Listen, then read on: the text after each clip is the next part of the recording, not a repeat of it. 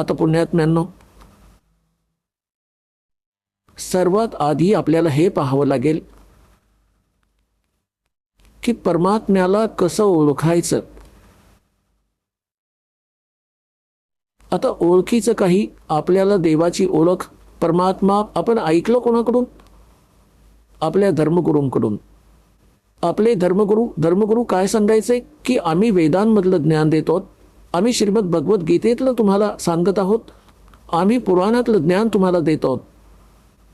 तेव्हा आजपर्यंत आपण हिंदू धर्मात जन्मलेले प्राणी आपल्या या सद्ग्रंथांना सत्य मानत आलो आहोत की आपले धर्मगुरू पुराणातलं, गीतेतलं आणि वेदातलं पवित्र सद्ग्रंथातलं ह्यातलंच ज्ञान सांगत आले आहेत.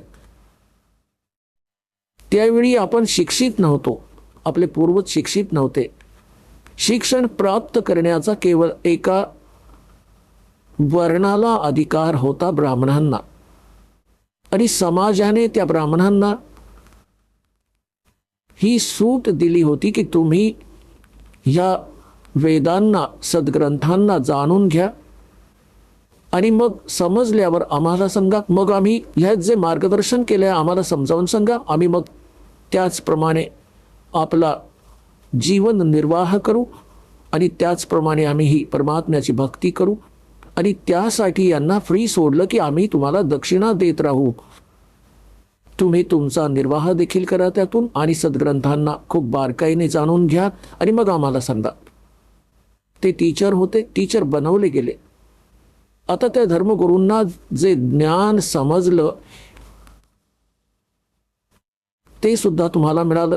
तुम्हाला काय सांगितलं गेलंय? ब्रह्मा विष्णू महेश हे सर्वेश्वर, त्यांचे कोणी माता पिता नाहीत, त्यांचे जन्ममृत्यू नाही होत, ते सर्वेश्वर आहेत. आणि काहींनी काय सांगितलं की ब्रह्म सुप्रीम पॉवर आहे, ब्रह्म. आता पुण्यात्म्यांनो,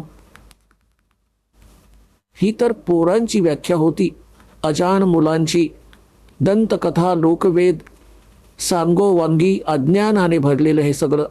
आता आधी तर तुम्हाला दाखवतो ब्रह्मा विष्णू महेश ह्यांचा जन्ममृत्यू होतो, त्यांना माता पिता आहेत.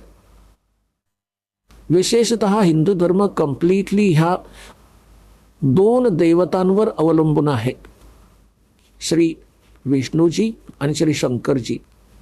त्यानंतर मग जसं आपल्याला ज्ञान मिळत गेलं, वाहवत गेलं, कोणी हनुमानाची पूजा करतोय, कोणी शेरावलीला पूजत आहे आणि काली मातेचा कुठे लागला आहे पूजेमध्ये. आणि मग अजून खालच्या स्तरावर आलो आपण की आपण कुठे 4 विटा लावल्या, त्यावर डोकं ठेवायला लागलो, किंवा कुठे मंदिर, मशीद, गुरुद्वार बांधून दिले, परमात्मा शोधायला लागलो. पण मुख्य रूपाने हिंदू धर्माचे लोक श्रद्धाळू श्री विष्णूजी आणि श्री शंकरजींना सुप्रीम मानून पूजा करायचे. आणि आम्हाला हे सांगितले गेले की यांचे कोणी माता पिता नाही आहेत. केवळ ब्रह्माजींच्या मृत्यूविषयी तेवढे सांगत असत. वय निर्धारित होतं की 100 वर्षांचं आयुष्य होतं, मग आपोआप जन्म होतो आणि हे तिन्ही देवता स्वयंभू आहेत, अशी निरर्थक माहिती सांगितली आपल्याला. आता आमचे सद्ग्रंथ काय सांगतात, त्यांचे आत्मचरित्र काय सांगते, त्यांचा इतिहास काय सांगतो, ज्या सद्ग्रंथांना आपण खरं मानत होतो. बघा, श्रीमद देवी भागवत 3रा स्कंद,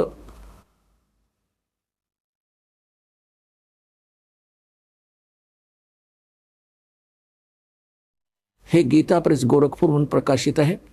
हे बघा, याचे हे सचित्र मोठा टाईप, केवळ हिंदी, संपादक हनुमान प्रसाद पोद्दार, चिमनलाल गोस्वामी. आणि हे इथून प्रकाशित आहे, मुद्रित आणि प्रकाशित आहे गीता प्रेस गोरखपूरहून. गीता भवन कार्यालय, कोलकाता का संस्थान, गीता प्रेस गोरखपूर. याच्या 123व्या पानावर घेऊन जातो तुम्हाला. अगदी दोन मिनिटात सगळी गोष्ट समजून येईल. 123 पानावर हा 3रा स्कंद. भगवान विष्णू आपली माता दुर्गा हिच्या महिम्याची स्तुती करताना, त्यांची स्तुती करताना म्हणतात, तू शुद्ध स्वरूप आहेस, हा सगळा संसार तुझ्यातूनच उद्भाषित होत आहे. मी ब्रह्मा आणि शंकर आम्ही सारे तुझ्या कृपेनेच विद्यमान आहोत. आमचा आविर्भाव म्हणजे जन्म, तिरोभाव म्हणजे मृत्यू. आमचा तर जन्म आणि मृत्यू होत असतो. केवळ तूच नित्य आहेस, जगत जननी आहेस, प्रकृती आणि सनातनी देवी आहेस. हा प्रकृती शब्द लक्षात ठेवा की दुर्गेला प्रकृती देखील म्हणतात. ज्यावेळी दास तुम्हाला श्रीमद भगवद्गीतेत हे सिद्ध करेल की ब्रह्मा विष्णू महेश यांची उत्पत्ती दुर्गेपासून झाली आहे आणि गीतेमध्ये सांगितलं आहे, त्यावेळी प्रकृती शब्द तुमच्या उपयोगाला येईल की प्रकृती दुर्गेला म्हणतात. गीतेमध्ये 2 प्रकृती सांगितल्या आहेत. एक तर जड, जसे हे अग्नी, वायू, हवा वगैरे, आणि एक चेतन ही दुर्गा प्रकृती आहे. तेव्हा यासाठी म्हणतात की तुम्हीच प्रकृती आहात. आणि मग भगवान शंकर काय म्हणतात बघा.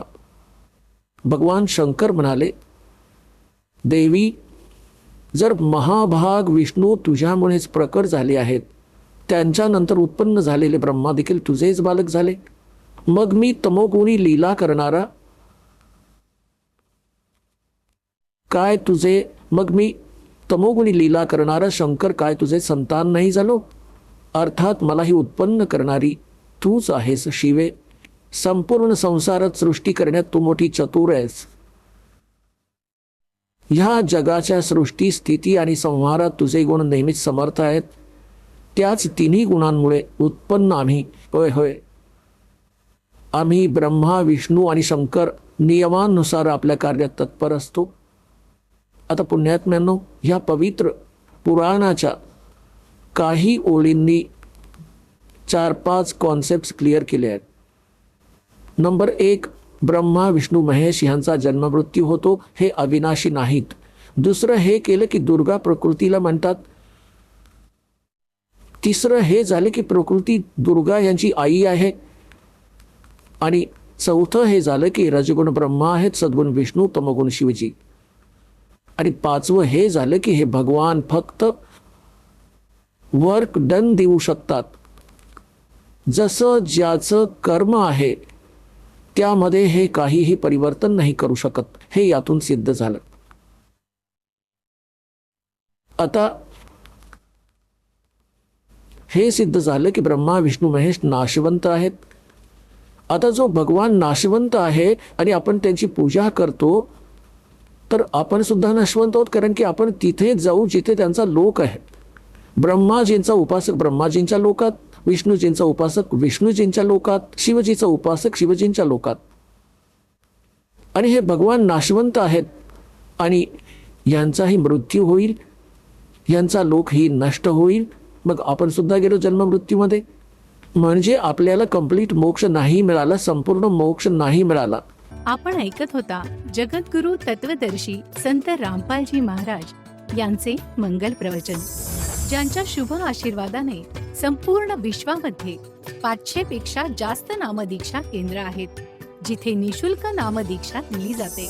निशुल्क नामदीक्षा प्राप्त करण्यासाठी आणि अधिक माहितीसाठी संपर्क करा 7030303951 7030303952. अद्वितीय आध्यात्मिक ज्ञान वाचण्यासाठी, पाहण्यासाठी आणि ऐकण्यासाठी संत रामपालजी महाराज ॲप अवश्य डाउनलोड करा किंवा आमची वेबसाईट www.jagadgururampalji.org वर विजिट करा. आम्हाला सोशल मीडियावर फॉलो करा. सर्व पवित्र धर्मांच्या पवित्र शास्त्रांवर आधारित प्रमाणित अनमोल पुस्तक ज्ञानगंगा किंवा जगण्याचा मार्ग यापैकी कोणतेही एक पुस्तक निशुल्क मागवण्यासाठी आपण आम्हाला आपले पूर्ण नाव, पूर्ण पत्ता, पिनकोड आणि फोन नंबर सह लिहून 7030303951 किंवा 7030303952 या नंबरवर SMS करू शकता किंवा 7030303950 या नंबरवर व्हॉट्सअप देखील करू शकता.